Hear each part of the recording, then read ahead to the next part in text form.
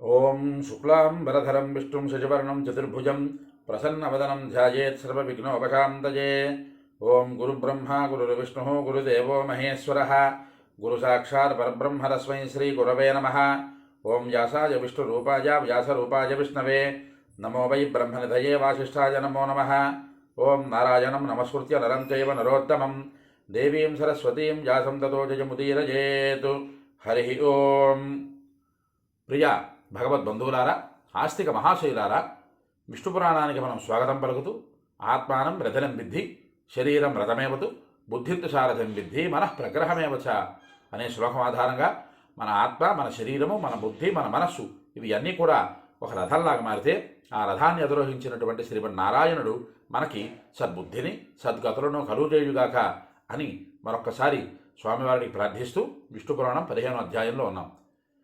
ఈ 15వ అధ్యాయంలో ప్రచేతసుల తాలూకా భార్య కావలసినటువంటి మారీష ఆవిడ పూర్వజన్మ వృత్తాంతాన్ని సోముడు ప్రచేతసులకు చెబుతూ ఆమె పూర్వజన్మలో బాలవైధవ్యం పొంది సంతానహీనురాలై అనేకమైనటువంటి కష్ట నష్టాలకి ఏర్పడినటువంటిదై బాధపడుతూ విష్ణుమూర్తిని సదా అర్చిస్తూ ధ్యానిస్తూ పూజిస్తూ ఉండేది.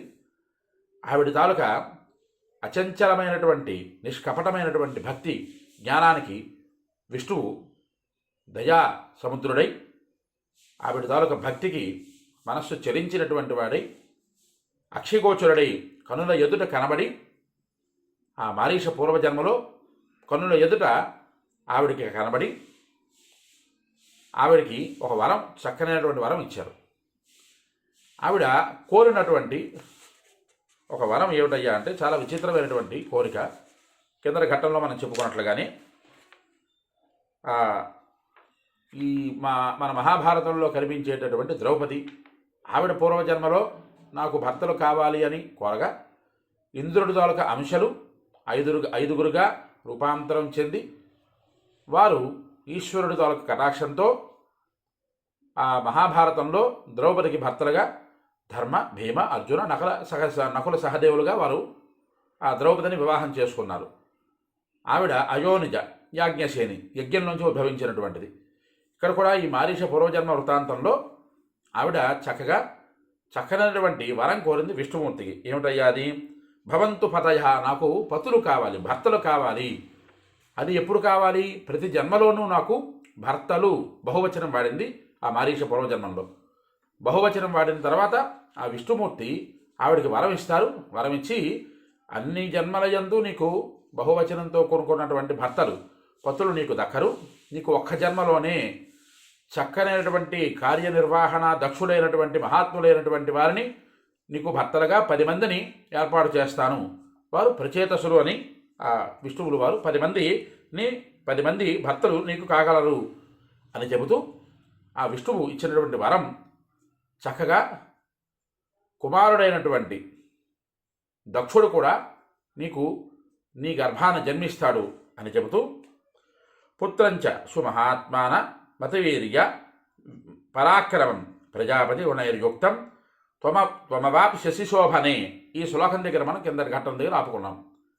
ఇక్కడ ఆ విష్ణుమూర్తి వారు ఆ కళ్యాణి ఆ మారీష పూర్వజన్మ వృత్తాంతంలో ఉండేటటువంటి ఆవిడికి వరమిస్తూ, ఓ కళ్యాణి, మిక్కిలి పరాక్రమవంతుడు, అతి బలశాలి, మంచి మహాత్ముడు, ప్రజాపతి యొక్క సృజన గుణాలు కలిగినవాడు అయినటువంటి కుమారుని నీవు పొందగలవు అంటూ వంశానాం తస్య కర్తృత్వం జగత్యస్మిన్ భవిష్యతి త్రైలోక్యమఖిలం సూతిస్థస్య చ పూరయిష్యతి.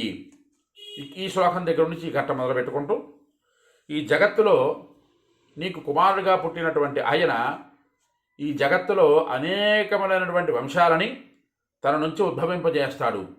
అనేకములైనటువంటి వంశాలకి ఆయనే మూలకర్త అవుతాడు. అతని సమస్త సంతతి ముల్లోకాలను కూడా నిండిపోతుంది. లోకాల యందు కూడా నిండేటటువంటి సంతతిని ఆయన ప్రజాభివృద్ధి చేయగలడు అని చెబుతున్నారు.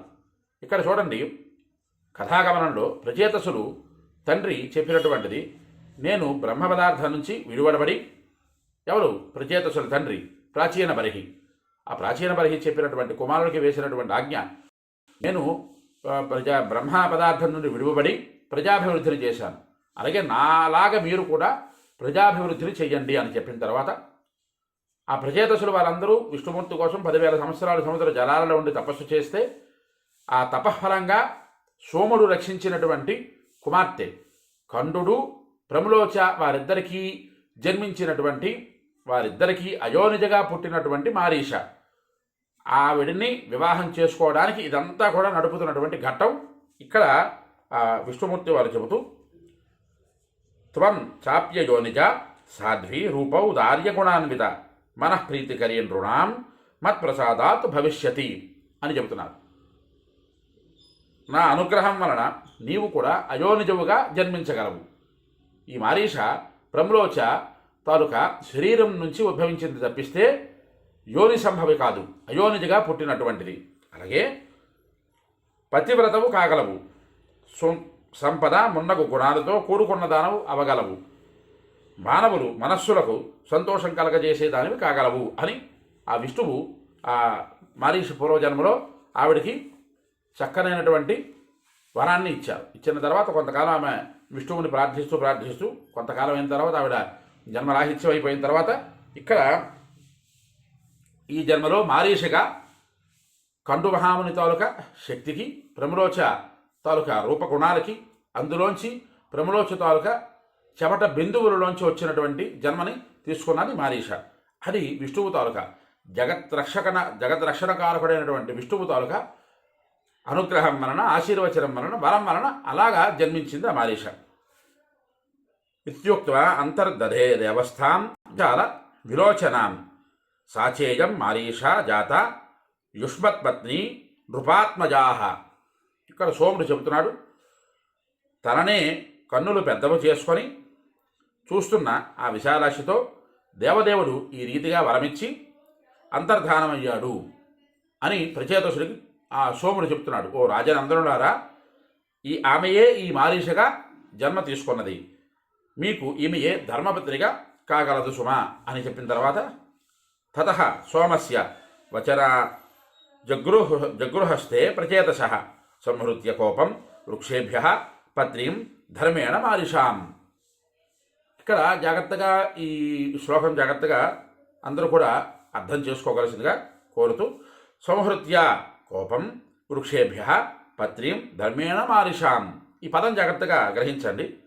అలా సోముడు ప్రచేతసుడికి చెప్పిన తర్వాత ప్రచేతసుడు వృక్షాలపై కోపాన్ని ఉపసంహరించి మారీషను ధర్మబద్ధంగా ఆత్మపత్నిని కావించుకున్నారు. ప్రచేతసులు వారందరూ కూడా వృక్షముల యందు మహోగ్రములైనటువంటి కోపం కలిగినటువంటి వారై వృక్షములని నాశనం చేస్తూ ఉంటే కొన్ని వృక్షాలు కలగా ఇక్కడ ఆ సోముడు ఆ ప్రచేతసుల్ని వారించి ఈ మారీష తాలూకు వృత్తాంతాన్ని ఉటంకించి మీకు ధర్మపత్నిగా కాగలదు, భూరుహాలకు మీకు నేను పొందు చేకూరుస్తాను అన్నారు కదా సోముడు.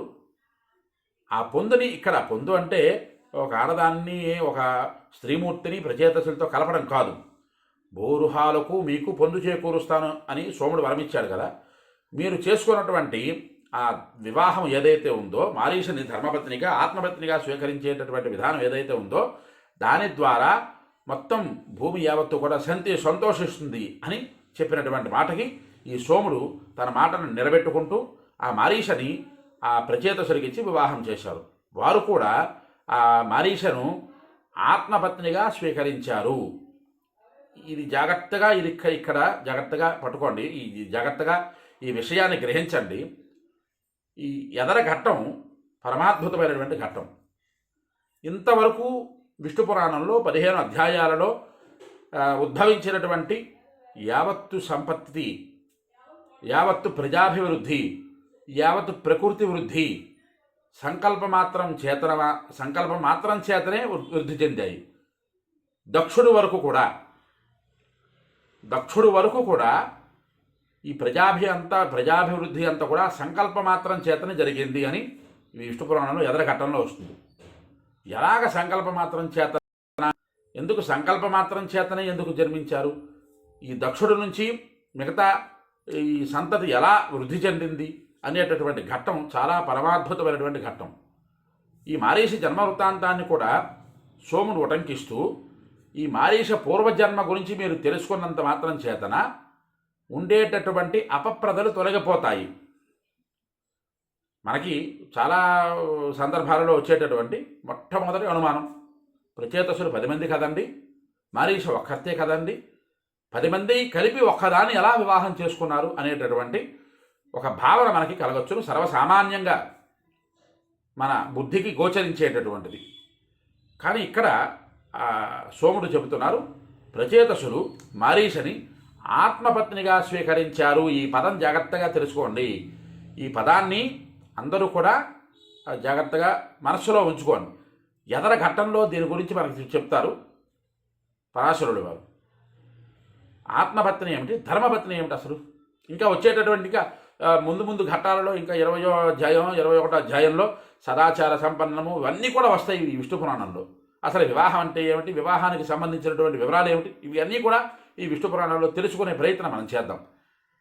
ఇంతవరకు కూడా భగవత్ ప్రసాదంతో సంకల్పమాత్రం చేతన ఎవరు, బ్రహ్మ సంకల్పమాత్రం చేతన దక్షుడు వరకు కూడా ఇక్కడ మనం తెలుసుకోవలసినటువంటి విషయం, ప్రచేతసులు మారీష వీరిరువురు కూడా ఈ దంపతులు వీరు సంభోగం వలన, మీకు అర్థం కావాలి అంటే సంభోగం వలన జన్మించినటువంటి వారు కాదు దక్షుడు అని జాగ్రత్తగా పట్టుకోవాలి. ఎందుకు, దక్షుడు వరకు కూడా సంకల్పమాత్రం చేతనే జన్మించారు.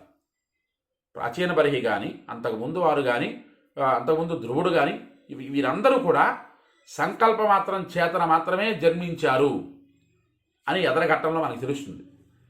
వారందరూ కూడా ఇక్కడ దక్షుడి వరకు కూడా, అందుకే ఇక్కడ సోముడు ఆ శ్లోకం ఉటంకిస్తూ, అంటే సోముడు అంటే చంద్రుడు, ఆ శ్లోకం ఉటంకిస్తూ ఆ ప్రచేతసులు మారీషని ఆత్మపత్నిగా స్వీకరించారు అని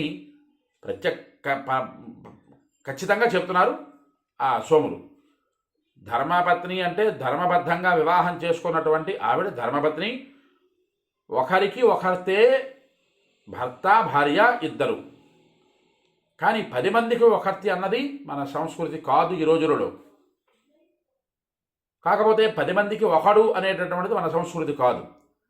ఇక్కడ మనం తెలుసుకోవలసినటువంటి గంభీరమైనటువంటి విషయం, ప్రచేతసులకి ఆత్మపత్నిగా మారీష, వారు ప్రచేతసులు మారీష వీరి యందు సంకల్పమాత్రం చేతన జన్మించినటువంటి వాడు దక్షుడు, దక్ష ప్రజాపతి అన్నది ఇక్కడ మనం తెలుసుకోవలసినటువంటి ప్రధానమైనటువంటి విషయం. ఇక్కడ